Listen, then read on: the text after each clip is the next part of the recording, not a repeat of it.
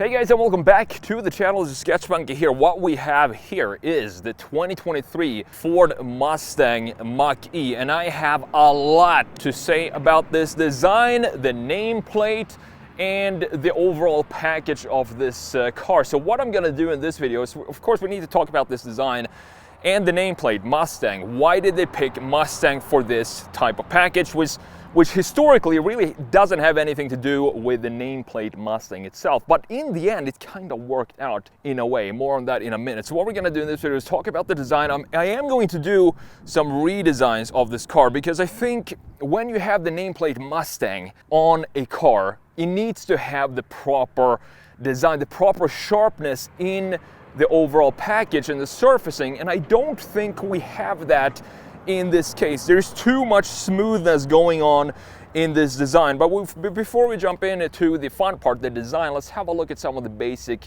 spec and tech of this specific Mach-E. So this is the extended battery pack. So you have 91 kilowatt hour battery pack, which gives you a range of about 314 miles, which I think is pretty decent, honestly. And even though this is the all-wheel drive version, you do have a proper frunk, so you do have a lot of storage. Now, a lot of cars, when you do have the dual motors, you don't have any sort of frunk space at all. But I'm glad the Ford decided to implement that and engineer it in here, even if you do have the all-wheel drive. And the only thing you can do here is to fill up the wiper fluid, and that's pretty much it. And then you have the big Mustang logo underneath here, looking nice, making it feel a little bit more special.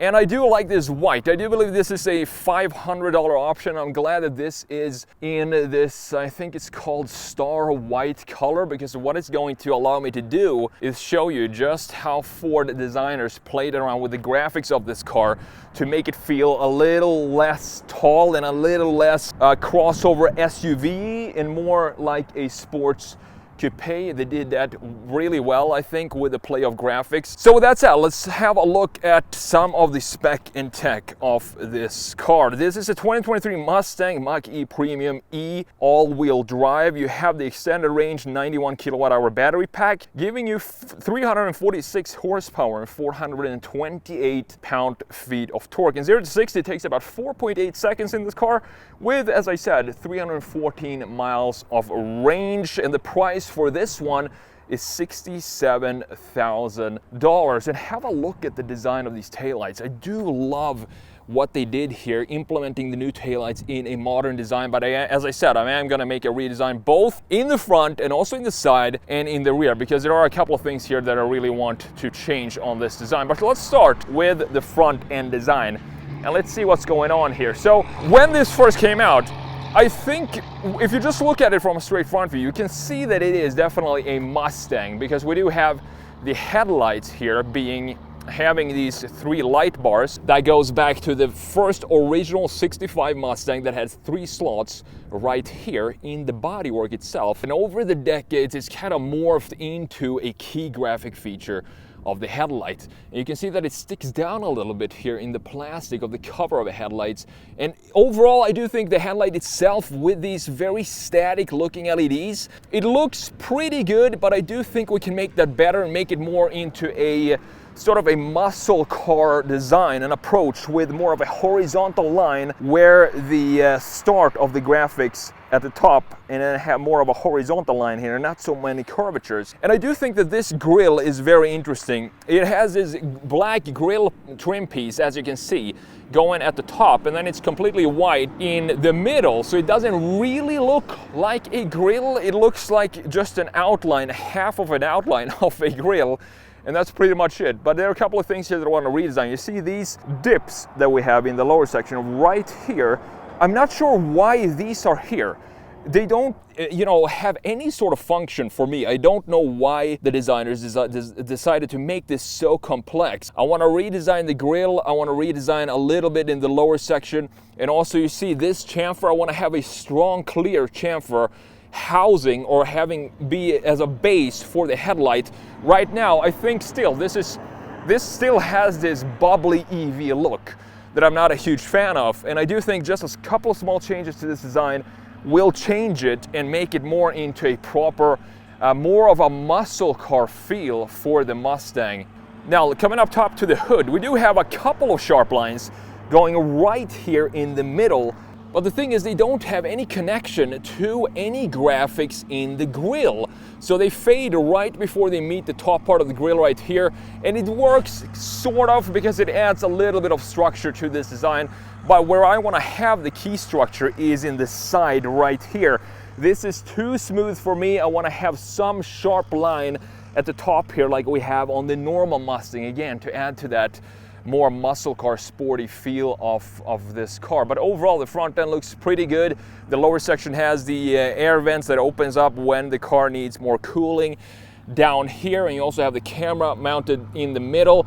And instead of a Ford logo, of course, you do have the Ford Mustang in the middle right there. Now, coming around to the side view, and this is where I want to talk about graphics and how you can use graphics to make the car feel a lot smaller and nimbler than what it is. So have a look, specifically here in white, you have this black piece cutting out the mass or the height of the car, and then you can see that we have a very sloping roofline up top, but you do have a lot more headroom in the rear end than you might think, because we have this black part at the top sticking up right here pretty far up above this white line. But again, it kind of melts into the background, and when you have this black on white in this high contrast, it really looks more like a coupe than a crossover SUV. However, if we look at the shoulder line here, this is another detail that I want to change. You see, we have a lot of smoothness and softness in this area. We do have one key sharp line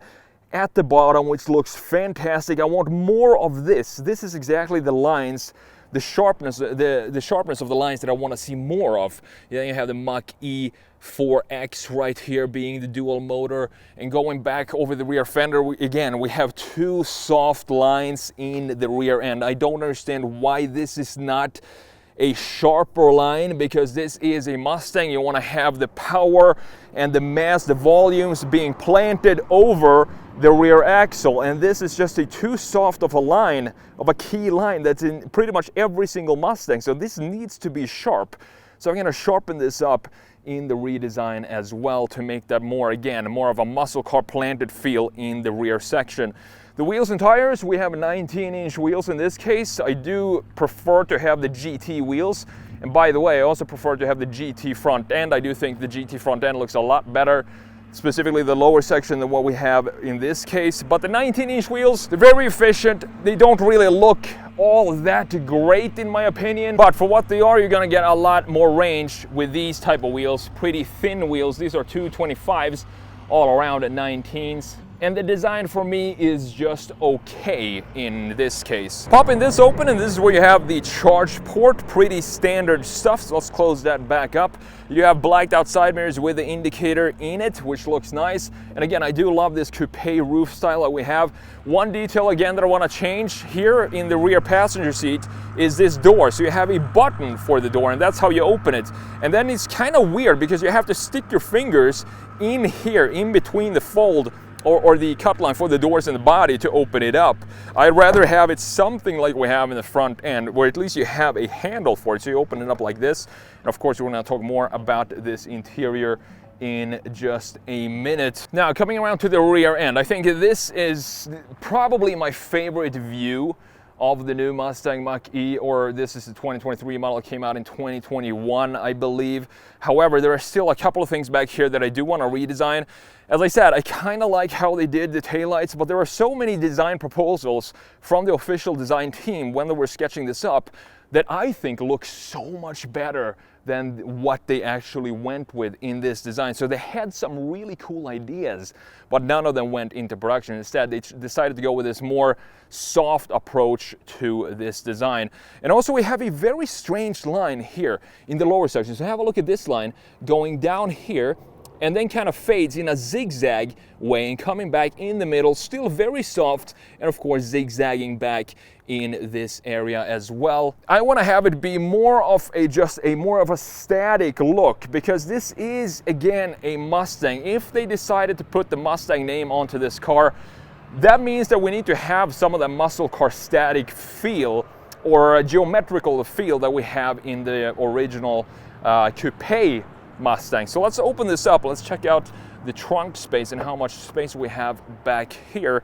It is pretty big. And of course, if you need even more space, you can always fold down the rear seats. And this is power assisted. Just press that button and it slowly closes back up. Overall, the nameplate Mustang, the thing about that is when you put the name Mustang onto a car, it needs to have some sort of connection. It comes with a lot of expectations if you put a name Mustang. I kind of wish the Ford would have went with a name, maybe call it just the Ford Mach-E or something like that. Not just add this type of vehicle to the Mustang nameplate, but that's what they did in this case. So a couple of changes I want to do in the rear end. As we talked about the taillights, I want to change those out and have maybe be a black piece going across the entire rear end, more traditional looking taillights. And another detail I want to change is if you look at the very low section down here, I want to have a proper looking bumper. I'm not sure why these wings are sticking out. You can see the cut line for the trunk,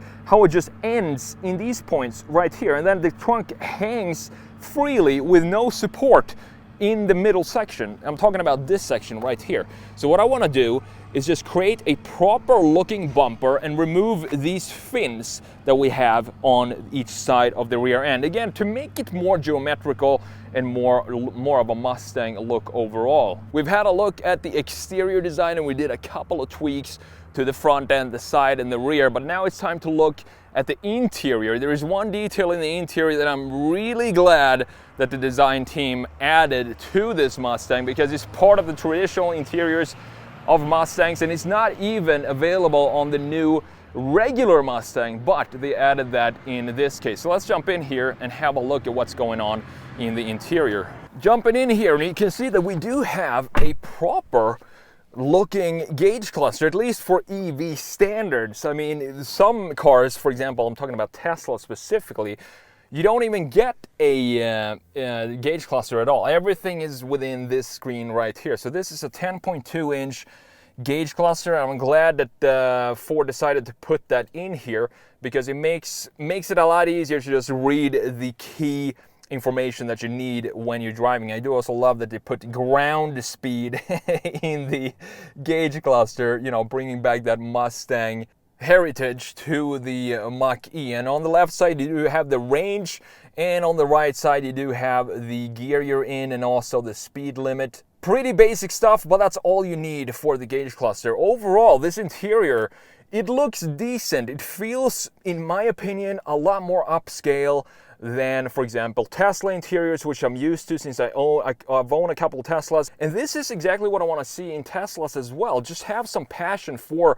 the small little details in the design. And the key thing that I said before that I love that Ford implemented is you see this dip up here. This has been in Mustang interiors since the original 1965 Mustang. I'm really glad that they implemented this, at least, since this is such a different type of package overall from the original Mustangs. I'm glad that they added details like that to bring in some of that history from Mustang's interior designs. And then we have this big I believe this is 15.4 or 15.2 inch screen in the middle, which the integration is not good. I mean, it just sits here floating in midair and it's over 15 inches big. But I do think the functionality of it works pretty well to do all the climate control settings and everything you need.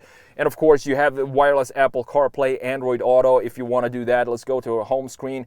You can check here all the settings that you have. You can even go in and sketch here. I've tried to sketch a car, but it doesn't really have the sensitivity that I need to sketch properly cars right here. So you can do a little Ford Mustang Mach-E sort of vibe right here. Sketch it up, something like this. But as you can see, if you want to sketch some stuff, you can do that in this car, which is pretty cool. Let's go back to the home screen, and then you have the navigation, and that takes up pretty much the entire screen. And if you have a 15.5 inch screen, this is exactly what you want to have, this type of layout, because you want to utilize the entire screen for what function or settings you're currently at. Go back to the home screen and we can go into charging and check that out. Now, of course, you can charge this at a fast charging station, or you can charge it at home if you want to. Going into settings, here you have the drive mode. So I have it in unbridled right now, but you have engage, sort of in the middle, balanced drive, everyday fun, and then you have the whisper, which is seamless drive, calm and quiet, smoother acceleration and steering, best for slippery conditions. I would guess if it's winter time, you might want to have it in whisper to get the best traction. And then you have one pedal drive. You can turn that on and off right here. You have propulsion sound, which we're going to have a look at or listen to when we take this for a drive in just a minute. And auto hold here as well. And then you have a bunch of different settings on the left side here. As you can see, all these standard safety settings, and for the wipers, the lighting, the windows, and all of this stuff. You can fiddle around with that here. You have Amazon Alexa integrated in this car as well. And going into cameras, you do have a 360 camera up here. You do have a reverse camera. You also have the front mounted camera, so you can check that out if you want to right there. Pretty wide field for the camera. It looks decent. The resolution is still pretty grainy, but this absolutely works for what it's supposed to be, to show you the big obstacles in front of you. You also have the parking sensors on and off up here, and if we put it into reverse, it's going to pop up the rear view camera, which also has a pretty good resolution to it with the trajectory lines, as you can see. Now, the cool thing about this is that even when you have a screen like this, what I want to have is exactly what we have down here. So you have the climate control settings, static. This does not move, so this is always going to be here. So easy, very easy to quickly adjust the temperature. And once you click this, you have this dial, which you can, which is actually physical, as you can see, to just change the temperature. And if you want to go into the fan speed, you just click the fan button down here, and now this dial, instead of changing the temperature, is now changing the fan speed. Pretty cool stuff. And then if you click it once again, it's going to go back to the radio, and now it's the volume setting. So this dial has a lot of functions to it, and I think it, as I said, I think it works pretty good. You have the heated seats down here. You have the heated steering wheel as well. In the lower section, you don't have cooled or ventilated seats in this case. Moving on to the lower section, you do have two wireless charging ports down here, and I have a pretty fat case for my phone, and they still charge without any issues. So I think these charging ports are great, and they're strong enough to give you charge even if you have a pretty fat phone case. You also have a USB-C and a USB right here. Two cup holders. This is the key for the Mach-E. It looks like this, a pretty standard looking key with the lock, unlock, open the trunk, and the panic button right here. Moving further back, you do have this rotary dial. Very simple, just put it into drive.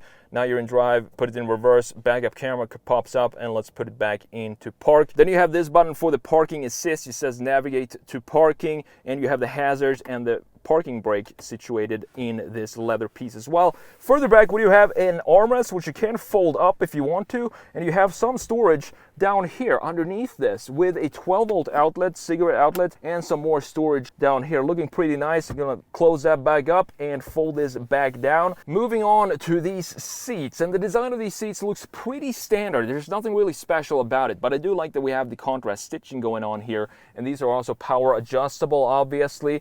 They're not the most comfortable seats driving long distances, is in my opinion. I do feel like even if I adjust the lumbar support in the middle, it doesn't really give me the correct support that I want to have in seats like this. They don't really have a lot of bolstering on the sides to them, as you can see. I think you get more of that in the GT model, but the design and the comfort is pretty standard for these type of seats. Moving on to the steering wheel, and here you can see we do have a couple of buttons here for the cruise control on the left side, and the volume control and radio settings here with the voice command. Beautiful looking steering wheel with some soft leather going all around it. I do wish we had the same contrast stitching on the inside here like we have going on in the entire rest of the interior. The overall design of this interior, I do think it works great, and it feels pretty high quality, and the build quality feels great as well. You do have this hard material here that looks almost like carbon fiber trim. You have the start button up here with the vents being located along this entire length of the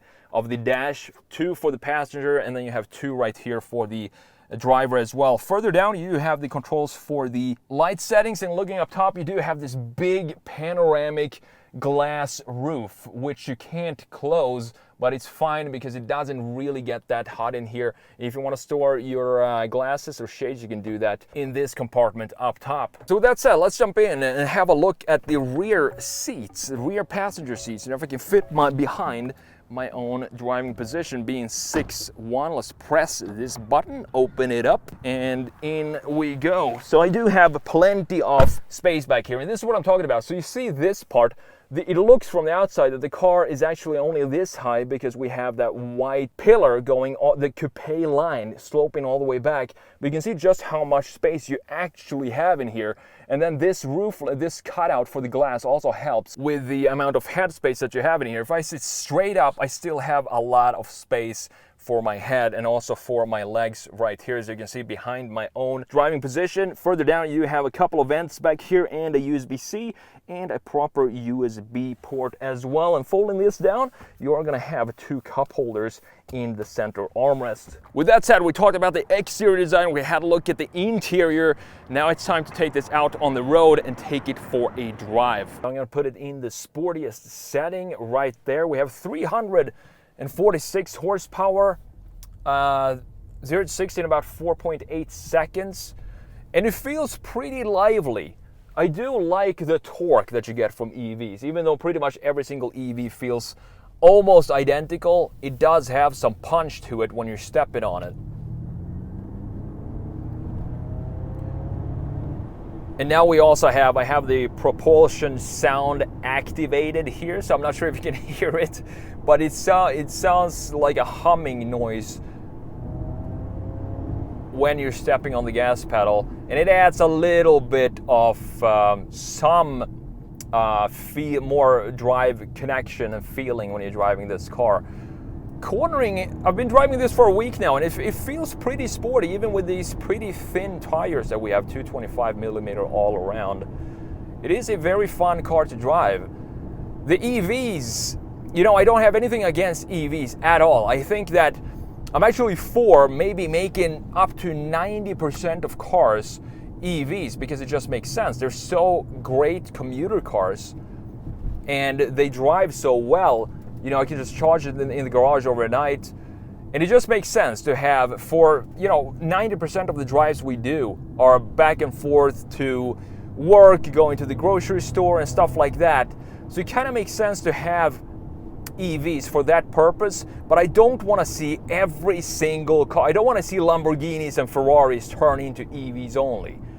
But the benefits of having EVs is, I think, where they really do their best job is as everyday normal commuter cars. And I think the Mach-E is a great example of that, even though, as I said before when we talked about the design, I do want to change some of the design's features, specifically on the exterior design of the Mach-E, to just make it feel a little bit more muscle car-y.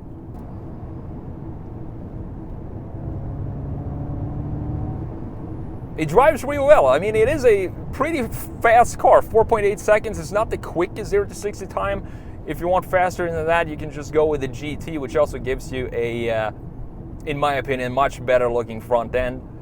Specifically in that yellow color, which is my favorite color for the GT. The ride is surprisingly comfortable, even in the unbridled, sportiest setting. It feels well built, this Mustang Mach-E, and I don't have any complaints about the build quality. It just feels like a solid car. I'm glad to see that the Ford designers put some effort into this interior and added specifically this wave that we have up here to have some connection to the older Mustangs and pretty much every single generation Mustang up until the 2024 model year Mustang Coupe, which doesn't have that. Instead, it does have a bunch of screens, and that's pretty much it.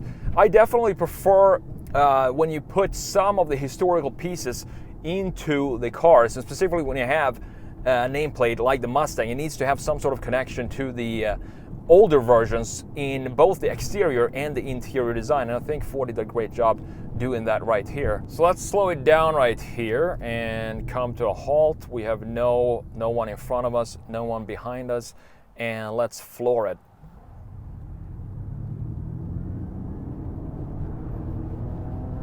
And we're up to 60. So 4.8 seconds.